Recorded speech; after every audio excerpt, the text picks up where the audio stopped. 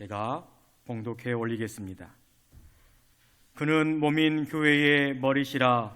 그가 근본이시요 죽은 자들 가운데서 먼저 나신 이시니 이는 친히 만물의 으뜸이 되려 하심이요 아버지께서는 모든 충만으로 예수 안에 거하게 하시고. 아멘. 네, 감사합니다. 오늘 또 우리 하나님의 은혜를 사모하여 이렇게 예배의 자리에 나오신 우리 모두에게 하나님의 크신 은혜가 충만하시기를 원합니다. 오늘은 사순절 두 번째 주일입니다.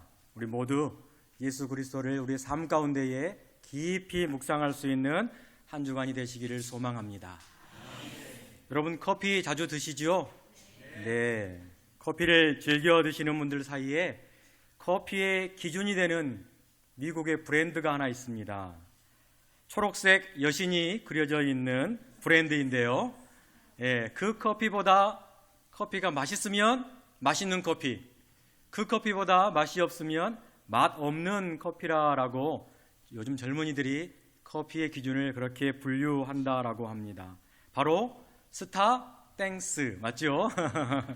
네, 그런 브랜드인데요. 그 브랜드의 로고에는 여신이 그려져 있습니다. 바다의 여신이 한 명이 그려져 있는데요.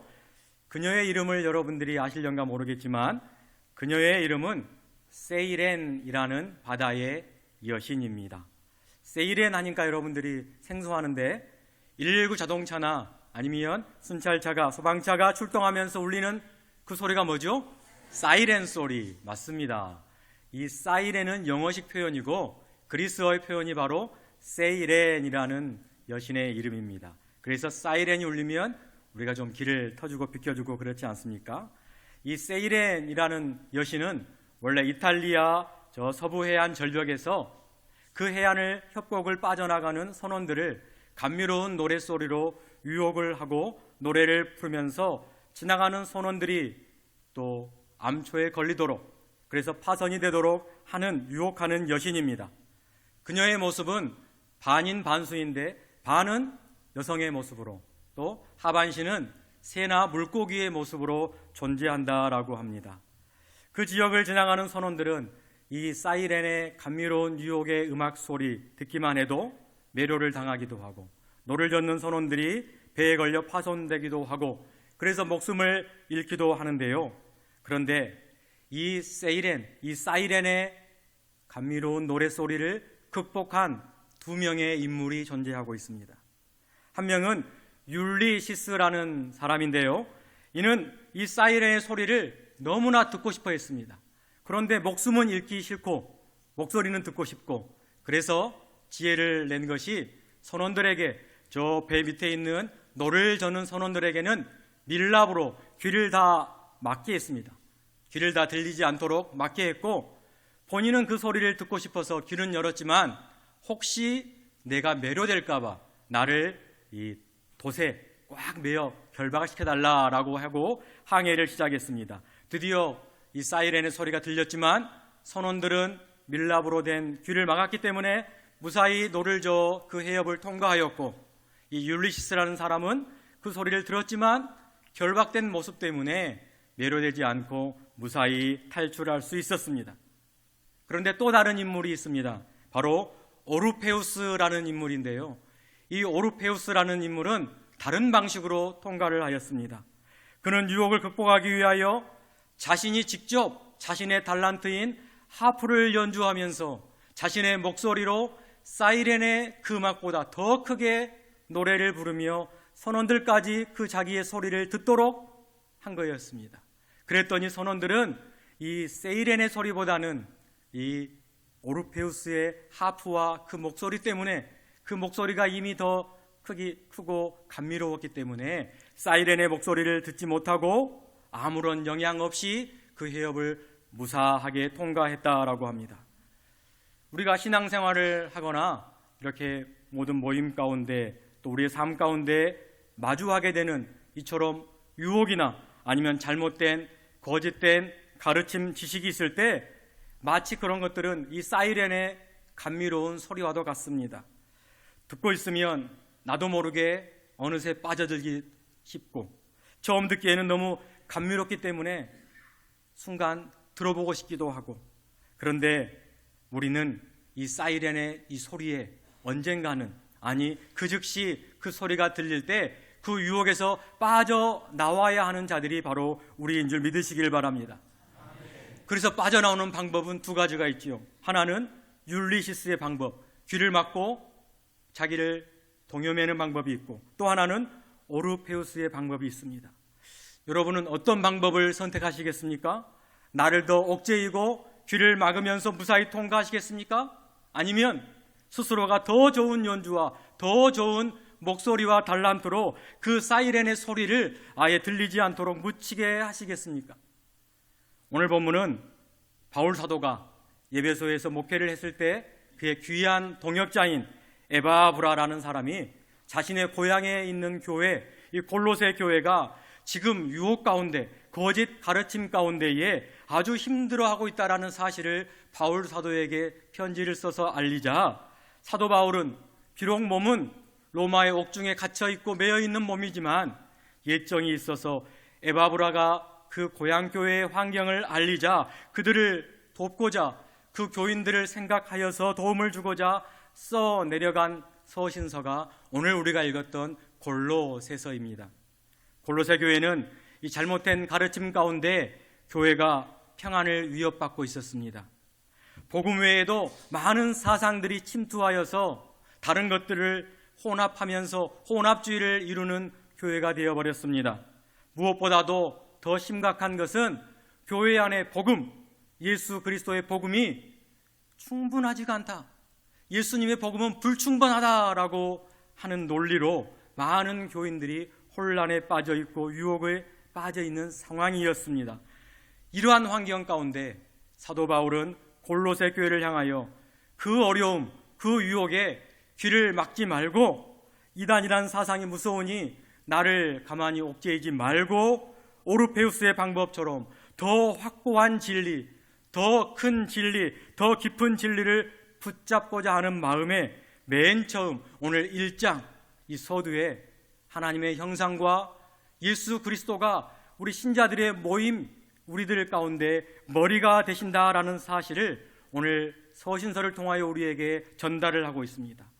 더 이상 교회 안에 흔들림이 없고 교회 안에서 어려움이 없도록 예수 그리스도가 누구인지 더 확실한 진리를 지금 증거하고 있는 서신서가 바로 골로새서입니다.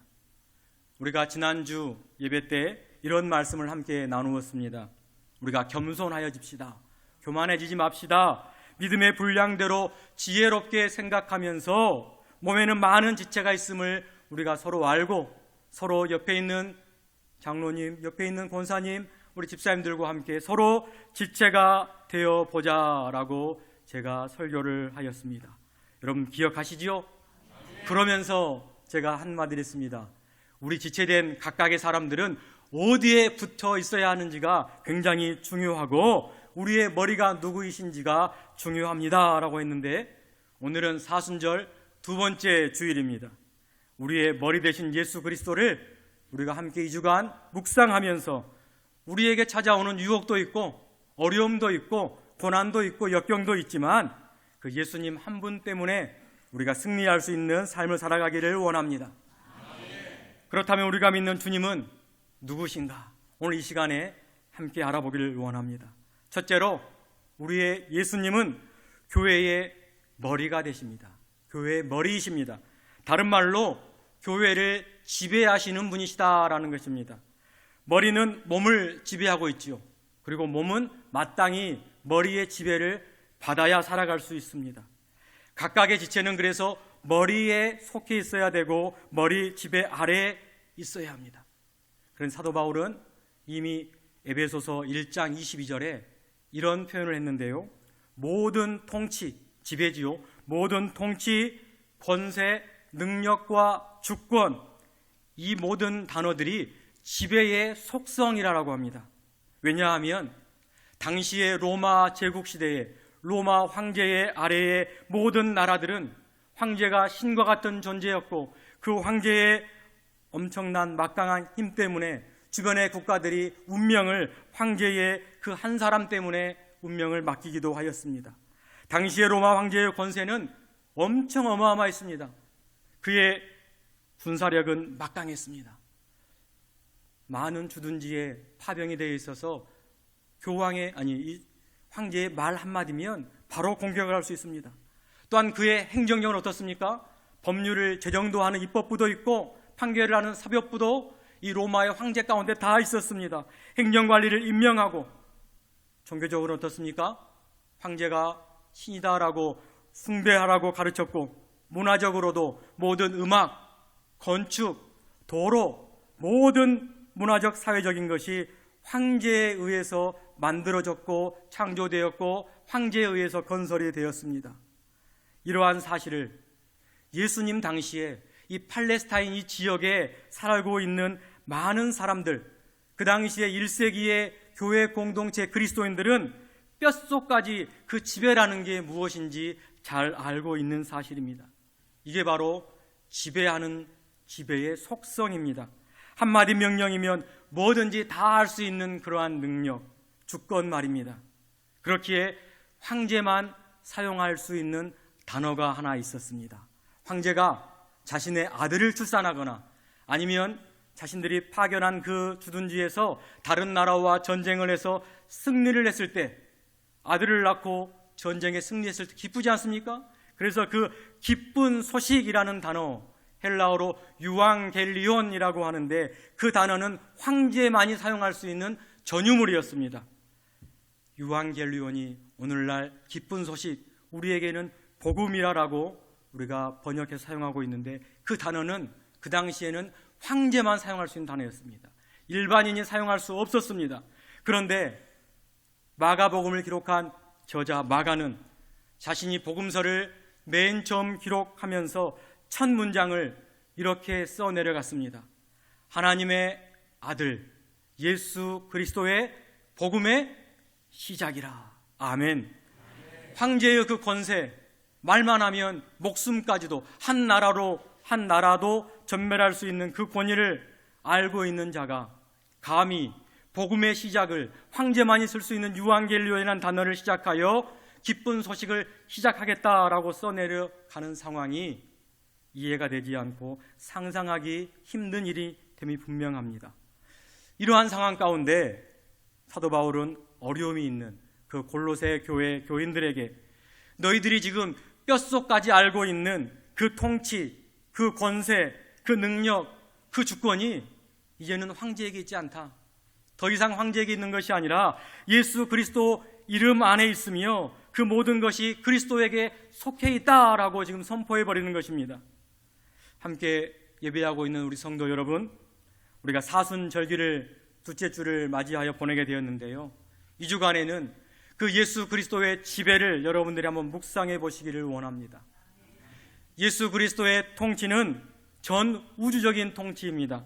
해와 달과 별을 주관하십니다. 자연 만물을 다스리십니다. 예수 그리스도의 권세는 죽은 자와 산 자를 막론하고 모든 권세를 주님께서 부릴 수 있는 권세를 가지고 있습니다. 그의 능력은 죄인을 구원하십니다. 또한 구원하시기까지가 아니라 그 죄인을 예수 그리스도의 능력으로 의인되게 하시는 분이 바로 예수 그리스도의 능력입니다.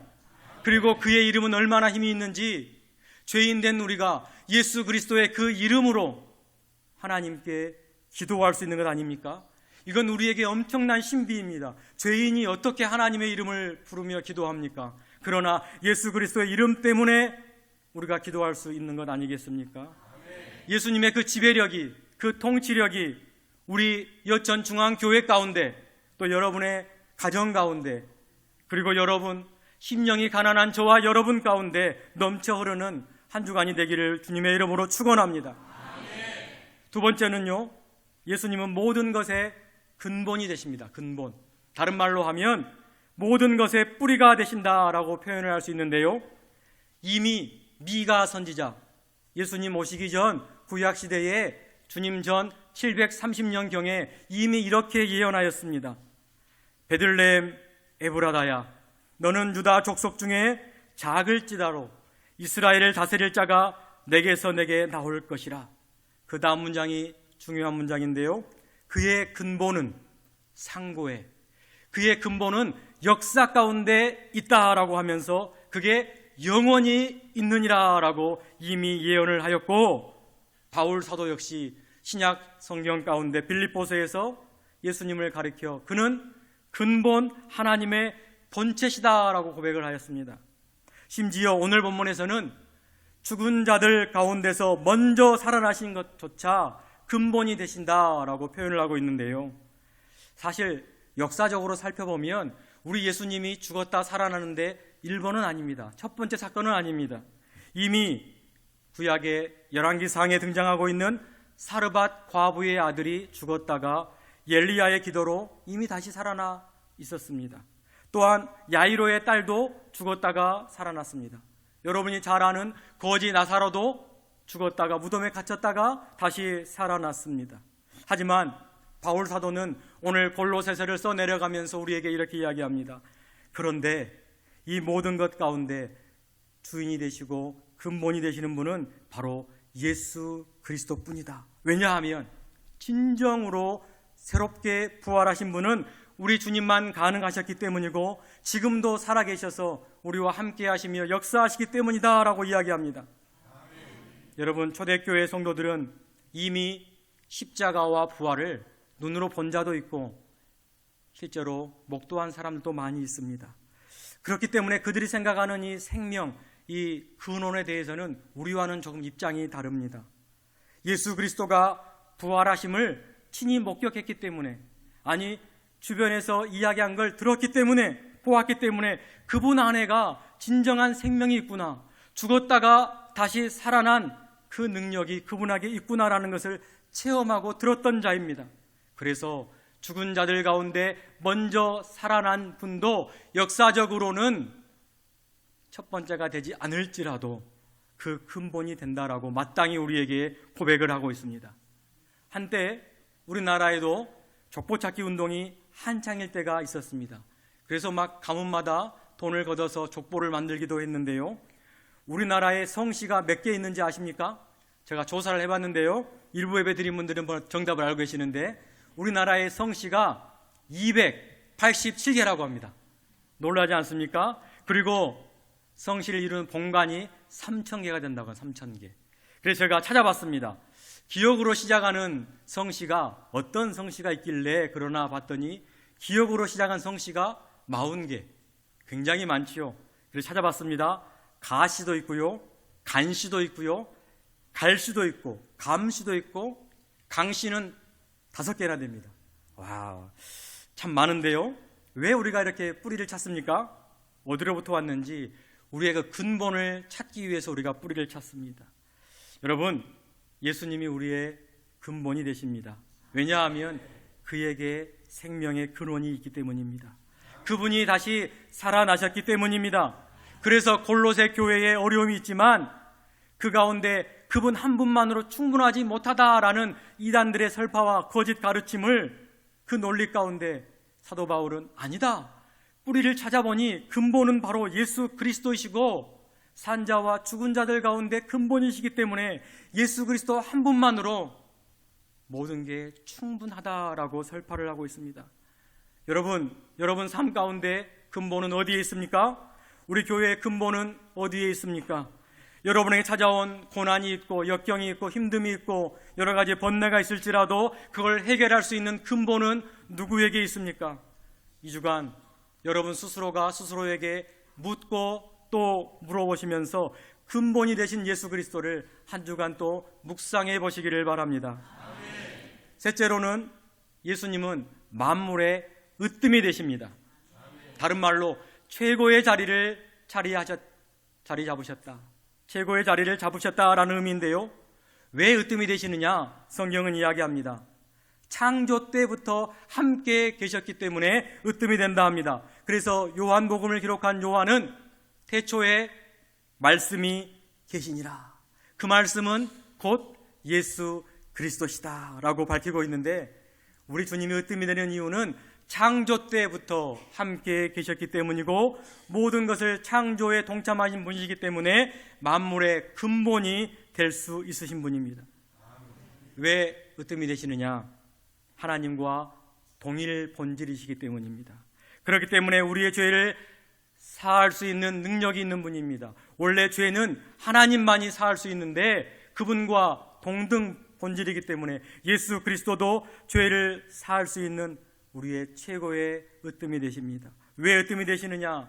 앞으로 미래에 우리의 심판주로 오셔서 우리에게 정확하고 우리에게 올바른 절대적인 심판을 하실 주님이기 때문에 우리의 으뜸이 됩니다. 모든 사람은 언젠간 심판대 앞에 서게 됩니다. 그럴 때 심판주로 우리 주님이 등장하시기에 으뜸이 될 수 있습니다. 또 왜 으뜸이 되시느냐? 중요한 사실인데요, 자신이 죽기까지 자기 자신을 내어주셔서 구원을 완성시키셨기 때문에 바로 우리의 으뜸이 되십니다. 그리고 지난주에 이어서 교회의 머리, 우리의 머리가 되시기 때문에 으뜸이 되신다라고 성경은 오늘 이야기하고 있습니다. 이렇게 교회의 머리가 되시고 모든 것의 근본이 되시며 우리의 만물의 으뜸이 되실 수 있는 가장 큰 원인, 그 이유를 오늘 본문 19절에서는 이렇게 기록하고 있는데요, 우리 19절 말씀을 다 같이 한 목소리로 한번 읽어보겠습니다. 시작! 아버지께서는 모든 충만으로 예수 안에 거하게 하시고. 아멘. 아버지께서는, 주체가 하나님 아버지이십니다. 하나님 아버지께서 모든 충만함으로 자신이 가지고 있는 그 모든 충만함을 가지고 누구에게 거하게 하셨다고요? 예수님 안에 거하게 하셨다라는 사실입니다. 그렇다면 충만함이 무엇인지가 참 중요한데요, 여기서 말하는 충만함이란 헌 양동 위에 물이 가득 차서 넘칠랑 말랑할 때의 그 충만함이 아니라, 그 충만함일 수도 있지만 오늘 본문에서 이야기한 충만함은 그러한 충만함이 아닙니다. 조금 의역을 해보면 모든 게 다 완벽하게 완성된 상태가 바로 충만함입니다. 예를 들어보면 대기업에서 자동차를 하나 생산한다고 가정을 해보겠습니다. 이 프로젝트를 하기 위해서 기획 단계에서부터 계획을 하고 여러 가지 공정과 파트를 다 준비합니다. 디자인을 어떻게 할 것이며 차량 내부는 어떻게 할 것이고 안전시설은, 편의시설은 어떻게 광고를 해야지 소비자들이 많이 살 수 있을까, 어떻게 만들어야지 안전할까, 충돌 실험도 하고 주행 실험도 하고, 그래서 드디어 생산 라인을 깔고 차가 완성돼서 우리 앞에, 눈앞에 보이기까지 처음부터 끝까지의 모든 걸 한치의 오차도 없이 완성시키는 것, 그게 바로 완성된 상태, 바로 충만함입니다. 조금 이해가 가시는지 모르겠습니다. 그렇다면 오늘 이 본문에서 말하는 하나님의 이 충만함이란 무엇이냐? 하나님께서, 전지전능한 하나님께서 자신이 원하시는 대로 자신이 계획하시고 자신의 확고한 의지, 꺾이지 않은 의지를 가지시고 한치의 오차도 없이, 한치의 실수도 없이 완벽하고 정교하게 온전히 모든 걸 다 이루은 상태, 완벽하게 만들어낸 상태가 바로 오늘 본문에서 말하고 있는 그 충만함입니다. 이 충만함이 누구에게 있게 하시겠다고? 맞습니다. 바로 예수 그리스도 안에 있게 하시겠다라고 고백을 하고 있습니다. 사도 바울은 골로새 교회가 겪고 있는 이 거짓 가르침과 이단의 유혹에 승리하는 방법 중에 가장 처음으로 아까 오르페우스가 이야기하면서 그 해협을 통과한 방법처럼 우리 주님이 교회의 머리가 되십니다. 더 큰 진리, 더 확고한 진리를 그들에게 가르치고 있습니다. 사순절 두 번째 주일을 보내고 우리 모두도 한 주간을 그리스도를 묵상할 텐데, 우리 모두의 혹 육신의 고통이 있든지, 여러분의 아픔이 있든지, 경제적으로 어려움이 있고 힘듦이 있든지, 혹 자녀의 문제가 있든지, 혹 내 남편과 내 아내의 문제가 있든지, 혹은 우리의 신앙에 여러 가지의 문제가 찾아올 수도 있지만 우리의 머리는 예수 그리스도이시기 때문에 우리는 그분의 지배를 받아야 하고, 그분이 해결의 근본이 되시기 때문에 그분을 쫓아야 하고, 만물의 으뜸이 되시기 때문에 그분에게 의지할 때에 예수 그리스도의 그 지배, 2000년 전에 로마 황제가 했던 그 지배처럼 그 지배, 그분의 통치, 그분의 능력, 그분의 주권, 그 이름으로 우리가 전적으로 의지할 때 이번 주 한 주간도 승리하기를 믿습니다. 이미 우리 하나님은 그 충만함을 우리에게도 보내주시고 보여주셨습니다.